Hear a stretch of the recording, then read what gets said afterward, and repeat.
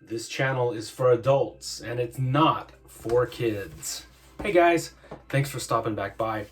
So as I have told you guys before in the past, I like to watch movies with sort of a theme in mind, whether it's a particular actor or a certain director. Maybe it's a genre of films or it's a certain country that they come from. But I like to lump my movies into like either double features or triple features of movies with a theme. So tonight's theme was the director John Boorman, and I've got 3 films of his that I frickin' love, and I thought I would tell you guys about them. And then if you wanted to have a really cool triple feature, this is a nice one to do. Okay, so up first, we've got Deliverance from 1972. And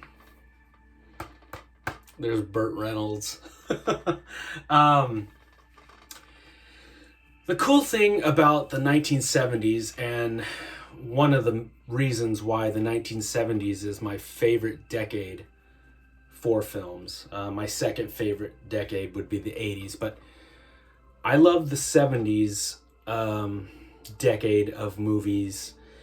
There is just a feeling to these films where, you know, you've got the grindhouse cinema, but then even movies that had like a bigger director or a Hollywood studio behind them, even some of these are sort of grindhousey and more in your face with the violence. Like the original Death Wish with Charles Bronson, or the original Dirty Harry. You know, people, when you talk about Death Wish or Dirty Harry, they're always thinking of like the later films in the series that those sort of turned into, but people really don't think about where those films started from. The original Death Wish is a really good, moving, dark, grindhouse type film. The same with the first Dirty Harry film. Like, the 70s produced a lot of good cinema. You've got, you know, Phantasm, you've got Alien, you have Star Wars, you have Jaws, you have Texas Chainsaw Massacre. The list just goes on and on and on as far as like great films that came out of that decade. This studio film feels very much like a sleazy grindhouse film. A group of guys, weekend warriors, going out hunting and fishing, meet up with some good old boys, these crazy inbred fucking rednecks. Ding ding ding ding ding ding ding ding.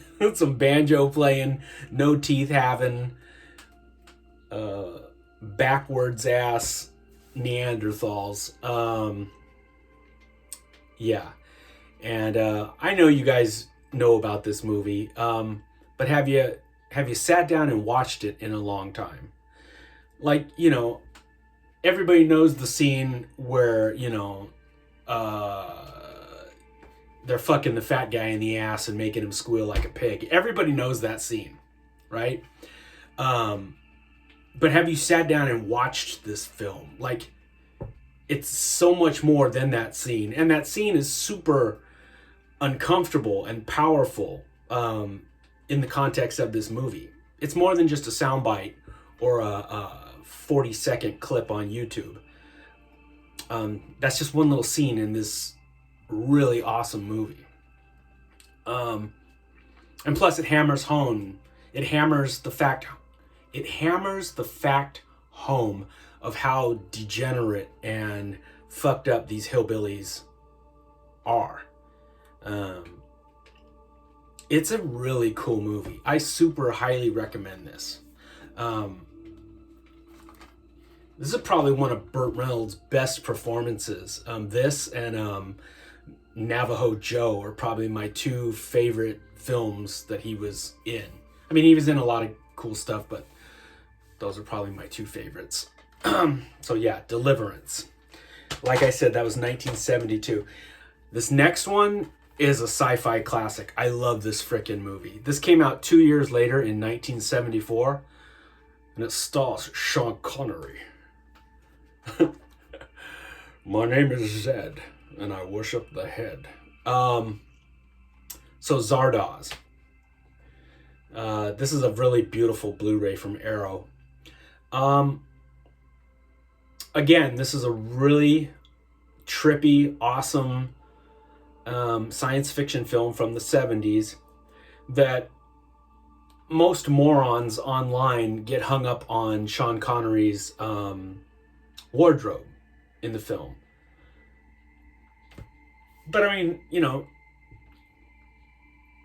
Sean Connery was a big dude, and you know, he doesn't have anything to be ashamed of. I mean, I think he looked kind of wild and cool in that crazy ass outfit. Like, I don't get the hate. You know, everybody laughs about his wardrobe in this, but I don't get it. Anyway, the giant floating head of Zardoz is just awesome to behold. The way they do the model work, the way it flies through the sky and vomits the guns out of its mouth. Super cool looking. My dad took me to the theater to see this. Obviously not on its first run, because this was 1974 and I was 4 years old. But, you know, cool thing about back in the 70s and even the early 80s is that they would re-release films. Theaters would, you know, show a film 2 or, you know, 3 times. Yeah, so it was one of those second chances at watching Zardoz at a theater. And but I was still pretty young. But I remember watching this and just like being like blown away seeing this giant head floating in the sky. And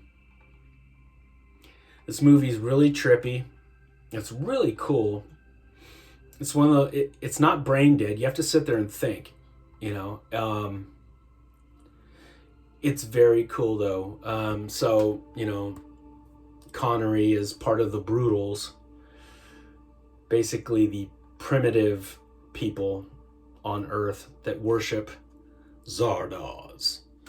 If you guys are Rob Zombie fans like I am, there's a line in one of Rob Zombie's songs where he says, mechanized head and a god named Zed. He's talking about Zardoz. Yeah, I'm not going to ruin it by telling you the entire movie. This is just a really trippy, cool horror movie. The 70s had a whole type of like like a genre of science fiction that was like thinking man's science fiction, stuff like Phase 4 or Zardoz. Shit, I can't think of any others off the bat. Modern films like Beyond the Black Rainbow, they're sort of trying to go back to that sort of like smart, you know, intelligent, well-written science fiction of the 70s that uses lots of symbolism, you know. In that film that I just named, Beyond the Black Rainbow, they have like this object that's like a pyramid with lights coming out of it. It's like a lit up pyramid. And a lot of people online get hung up about that. They're like, what is that? That doesn't make any sense. What is that supposed to be? There's a mirror type pyramid in this film. You know, you're just supposed to see it as kind of like Rover in the television series The Prisoner. it's a representation of science gone wild. You know, they never come out and say Rover is a sentient balloon. You're just supposed to understand that this is like a crazy scientific invention, like some sort of weird genetic biological robot thing. The same thing with like the pyramid or the lit up pyramid in the Black Rainbow movie. They're representations of science, of something that's truly ahead of us. They're not going to come out and spell everything out to you.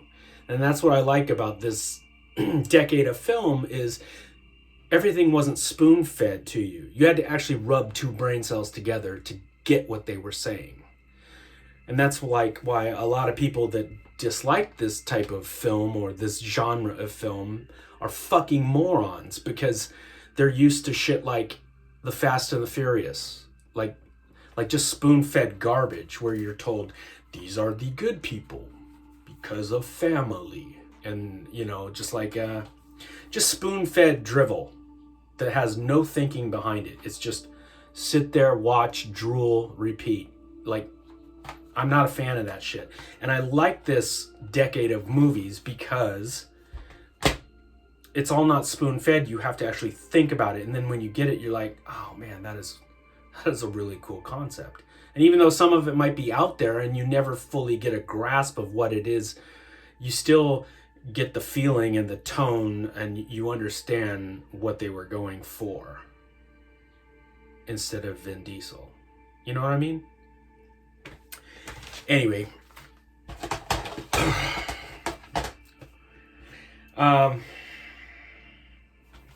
Okay, so last up on the list. This is the best one in the bunch.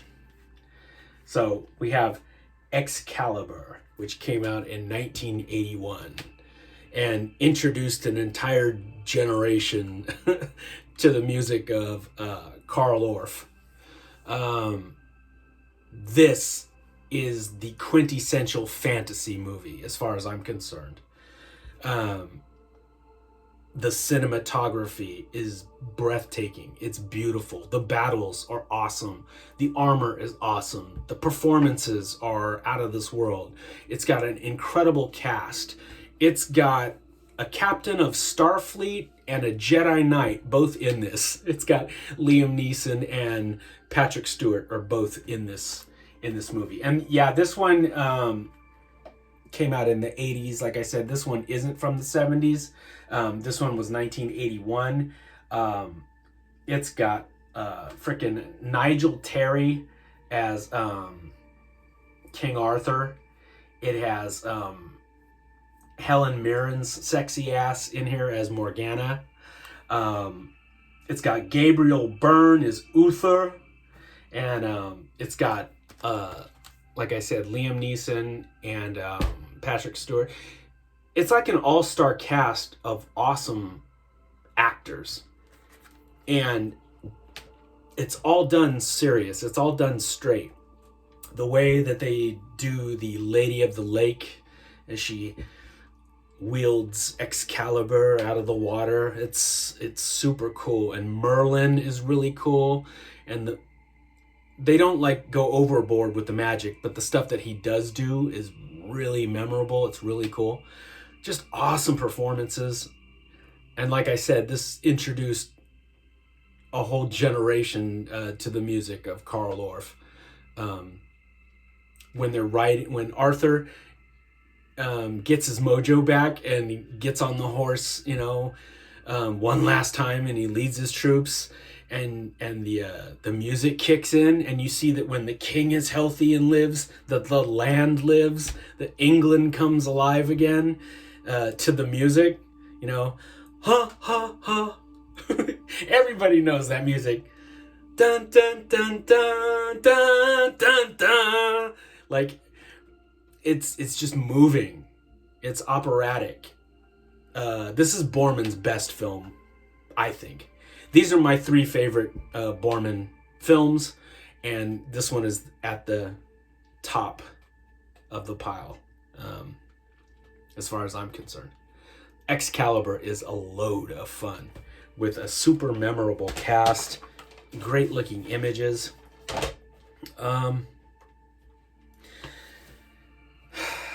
I remember back in the day, you know, I told you guys I used to play Dungeons and Dragons a lot in junior high and into high school.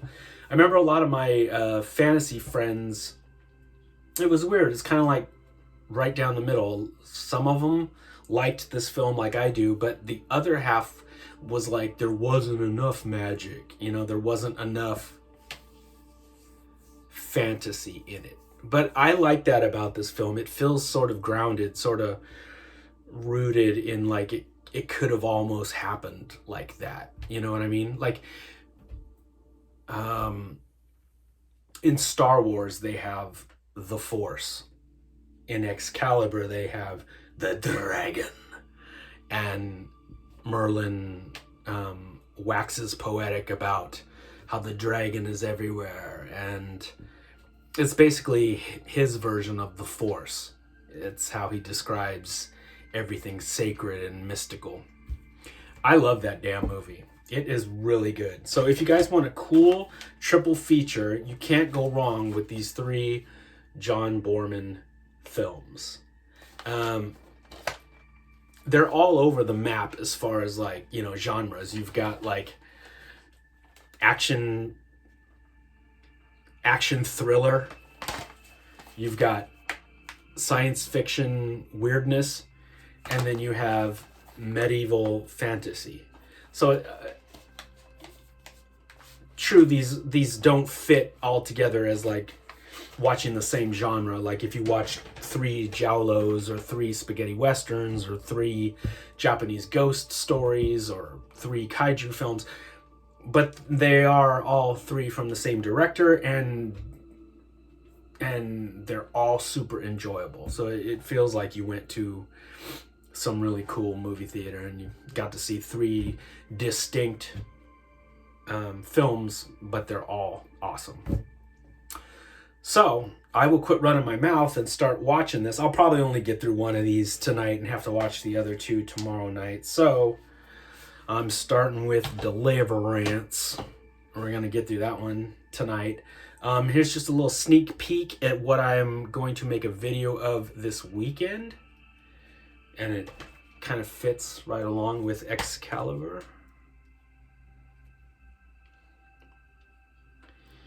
It's a cool vampiric night.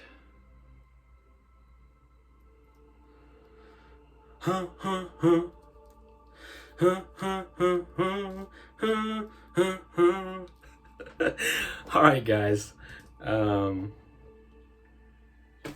Take it easy, and I will holler at you this weekend. All right? See ya.